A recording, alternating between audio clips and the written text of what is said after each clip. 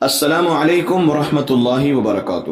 دوستو، آج کے ویڈیو کا ٹاپک ہے کہ کس طرح کی ٹوپی پہن کر نماز پڑھنا چاہیے، اور دوسرا ٹاپک ہے کہ اگر ٹوپی نماز کی حالت میں اگر گر جائے تو کس طریقے سے ہم اس کو پہنیں گے۔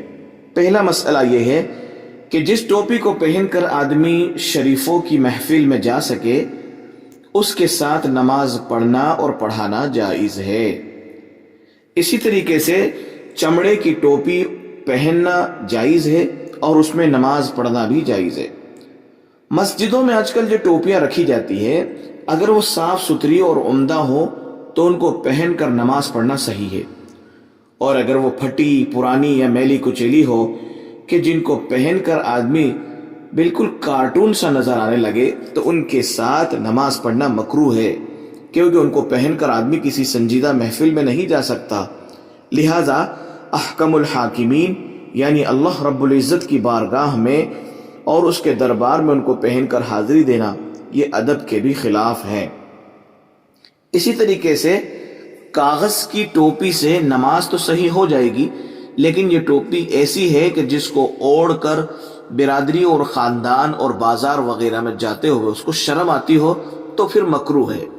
اسی طریقے سے ہماری مسجدوں کے اندر جو پلاسٹک کی جو ٹوپیاں رکھی جاتی ہے، تو چونکہ یہ پلاسٹک کی ٹوپی پہن کر وہ شریفوں کی مجلس میں نہیں جا سکتا، اس لیے اس طرح کی ٹوپیاں پہننا بھی نماز میں مکروہ ہے۔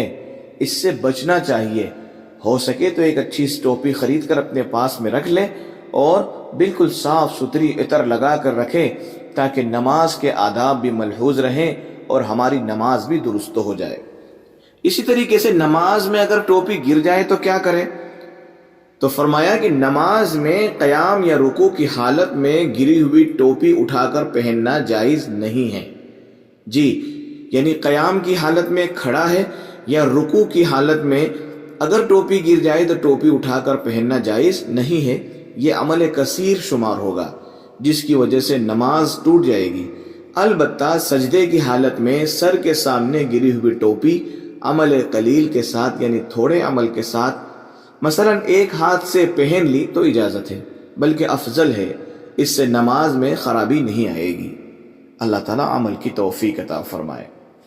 ہماری یوٹیوب چینل راہ سنت کو سبسکرائب کریں، لائک کریں اور شیئر کرنا نہ بھولیں۔ جزاک اللہ خیر۔